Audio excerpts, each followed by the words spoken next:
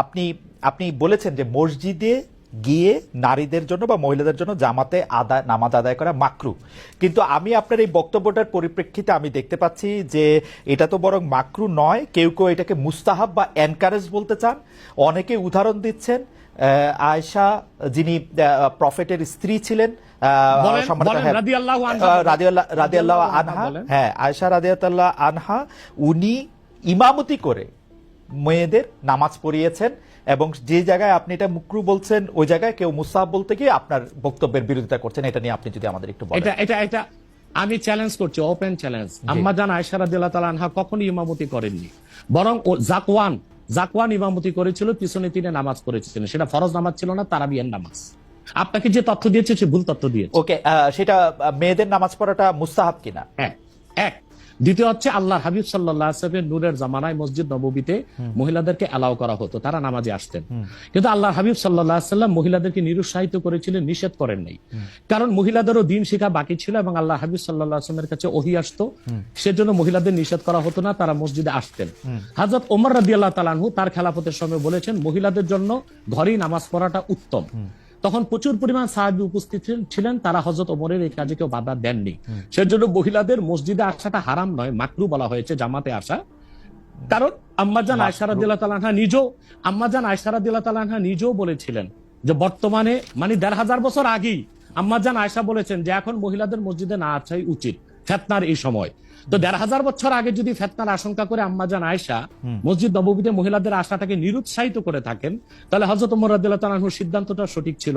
আর বর্তমান যুগে সেটা আমরাও নিরুৎসাহিত করি, এজন্যই মাকরু বলি। মাকরু মানে হারাম নয়, খুব কঠিনভাবে নিষিদ্ধ নয়, জাস্ট নিরুৎসাহিত করা।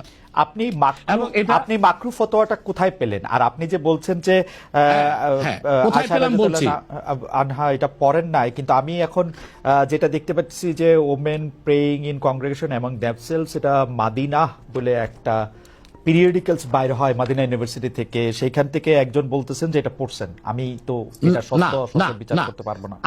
আয়েশা রাদিয়াল্লাহু তাআলা আনহা ইমামতি করেননি, তিনি জাকওয়ান ওনার খাদেমের পিছনে নামাজ পড়েছেন। সেটা ফরজ নামাজ ছিল না, তারাবিহের নামাজ ছিল। জি, এটা বুখারী শরীফের হাদিস। আমাকে সময় দিলেন, বের করে দিব। আচ্ছা ঠিক আছে, আপনি কি এইটা একটু বলবেন যে মাকরুটা আপনি কোথায় পেলেন? এটা হানাফিদের সর্বসম্মত মত। হানাফিদের সর্বসম্মত মত যে মেয়েদের মসজিদে গিয়ে নামাজ পড়াটা মাকরু। জামাতে হজের সময় ওটা ভিন্ন বিষয়, ওইটা ফরজ, হজটা ফরজ, এবং সেখানে নামাজ আদায় করা ওই সময় মেয়েরা জামাত আদায় করতেছে, ওইটা ওরা করতে পারবে, কিন্তু পরে আর এমনিতে নরমালি আর পারবে না। পারবে না মানে বললাম তো, নিরুৎসাহিত করা হয়েছে, তারা ঘরে পড়বে, ঘরে পড়াটাই উত্তম। এটা যদি মাকরু হইতো তাহলে কি হজের সময় এটা পড়াটা জায়েজ থাকতো?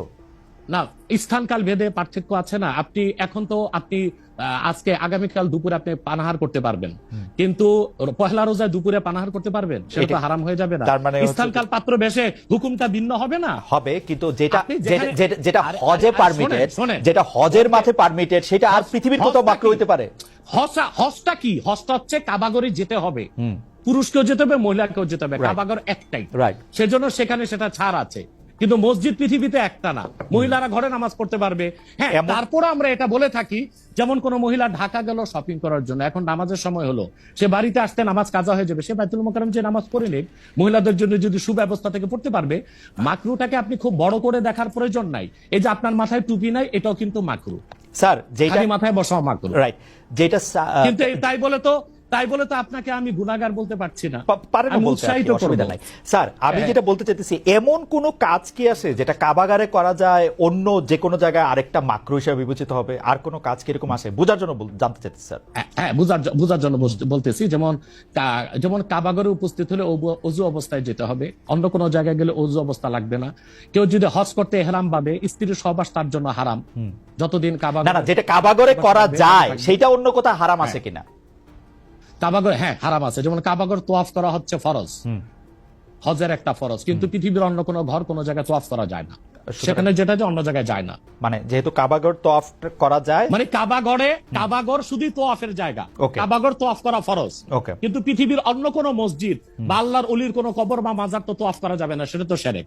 তাহলে স্থানকাল পাত্র ভেদে এবং সময়ের ভিন্নতার কারণে হুকুম পরিবর্তন হয়। Okay. যেমন আমি আপনাকে একটা উদাহরণ দিয়েছি, আগামীকাল আপনাকে দুপুরে খেতে হবে, সেটা খাওয়া আপনার জন্য সওয়াবের কাজ। আল্লাহ বলেছেন কুলু ওয়াশরাবু, খাও পান করো, কিন্তু ঠিক পয়লা রোজার দিন দুপুরে আপনি খেতে পারবেন না, সেটা হারাম। অথবা মাকরুর বিষয়টাও স্থানকাল পাত্র ভেদে তো পরিবর্তন হবে। লাস্ট